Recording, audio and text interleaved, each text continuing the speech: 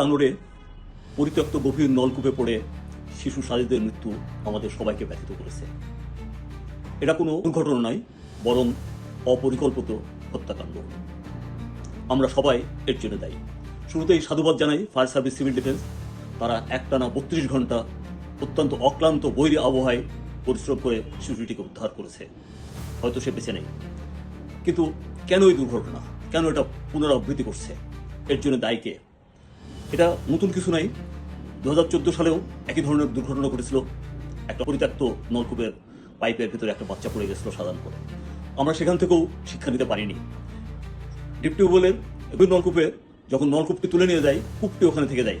এই কূপটি পরিত্যক্ত থাকে, ওখানে হয়তো কোনো আগাছা জন্মায়, কিন্তু একবার যদি ওইটার ভিতরে পড়ে যায়, তার কিন্তু আর উদ্ধার পাওয়ার কোনো ভরসা নেই।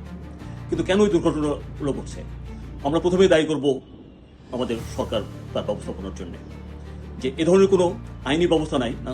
সরকার এ ধরনের দুর্ঘটনা ঘটলে দেখা যায় যে ক্ষতিপূরণ দিচ্ছে, কিন্তু ক্ষতিপূরণ পেয়ে সরকারি কোষাগার থেকে। আলটিমেটলি যার অবহেলার জন্য এই ধরনের দুর্ঘটনা ঘটে তার কোনো শাস্তি হয় না। এই শাস্তি না হওয়ার জন্যে আমাদের যে কালচারটা চলে আসছে, কেউ সচেতন হয় না। আমাদের ফায়ার সার্ভিস, সিভিল ডিফেন্সও বলবো যে তারা এত পরিশ্রম তাদেরকে করতে হয় না যদি আগে থেকেই এই বিষয়গুলো তদারকি করে এবং যথাযোগ্য কর্তৃপক্ষের ব্যবস্থা সামনে তুলে ধরে। আমরা উন্নত দেশগুলোতে দেখেছি যে তারা ইভেন বাসার ভিতরে ঢুকে বাসায় সারপোকা আছে কিনা, তেলাপোকা আছে কিনা, কোনো ধরনের দুর্ঘটনা ঘটার প্রবণতা আছে কিনা সেটা সহ তারা চেক করে, এবং সেটাতে যদি তারা ফল্ট পায় তার জন্য ফাইনের ব্যবস্থা আছে। হরাস আমাদের দেশে একটা বিল্ডিং তৈরি হচ্ছে, বিল্ডিংয়ের চারপাশে কোনো ফেন্সিংয়ের ব্যবস্থা নাই, পাশ দিয়ে লোকজন চলে যাচ্ছে, উপর থেকে ইট রড এগুলো পড়ে লোকজন মারা যাচ্ছে। সরকার হয়তো কিছু ক্ষতিপূরণ দিচ্ছে, কিন্তু আলটিমেটলি যার অবহেলার জন্য এটা হয়েছে তার কোনো বিচার হয় না। ঠিক তেমনি কিছুদিন আগে মেট্রো রেলের প্যাড পড়ে লোক মারা গেল, সরকার ক্ষতিপূরণ দিল, কিন্তু মেট্রো রেলের কিন্তু কিছু হলো না, কারো বিরুদ্ধে কোনো ব্যবস্থা নেওয়া হলো না। তো আমাদের এ ধরনের দুর্ঘটনা এড়ানোর জন্য এগিয়ে আসতে হবে। এখনই আমাদের বাংলাদেশ বিল্ডিং কোডের ভিতরে আছে বিল্ডিং রেগুলেটরি অথরিটি তৈরি করার।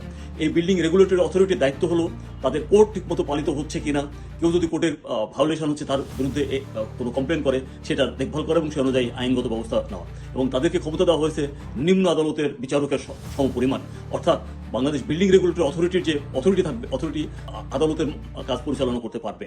তো আমি এই মুহূর্তে তত্ত্বাবধায়ক সরকারকে বলবো যে আপনারা অনেক সংস্কারের কাজ করছেন, এটাও এক ধরনের সংস্কার যে আমাদের সাধারণ জনগণকে বাঁচানোর জন্য আপনারা এগিয়ে আসুন। এ ধরনের যত দুর্ঘটনা হবে সেই দুর্ঘটনাগুলো তদন্ত হবে এবং তদন্ত আলোর মুখ দেখবে, এবং তদন্তের সুপারিশ ক্রমে আমাদের ন্যাশনাল বিল্ডিং কোড অনুযায়ী রেগুলেটরি অথরিটি সেটা ব্যবস্থা নেবে।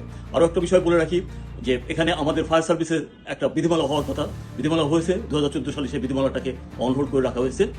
ঠিক তেমনি আমাদের ন্যাশনাল বিল্ডিং কোড হয়েছে, এখানে বিল্ডিং রেগুলেটরি অথরিটি হওয়ার কথা, 5 বছরেও সেই রেগুলেটরি অথরিটি হয়নি। আবার প্রতি 5 বছর পর পর আমাদের ন্যাশনাল বিল্ডিং কোডটা রিভিউ হওয়ার কথা। আমি অনুরোধ জানাবো জনস্বার্থে জনগণের নিরাপত্তার জন্য সরকার এগিয়ে আসবে এবং এগুলোর যথাযথ ব্যবস্থা নেবে। এবং সবশেষে আমি অনুরোধ জানাবো সাধারণ জনগণকে যে তারা যেন এগিয়ে আসে, তা আমাদের বিবেক জাগ্রত হোক।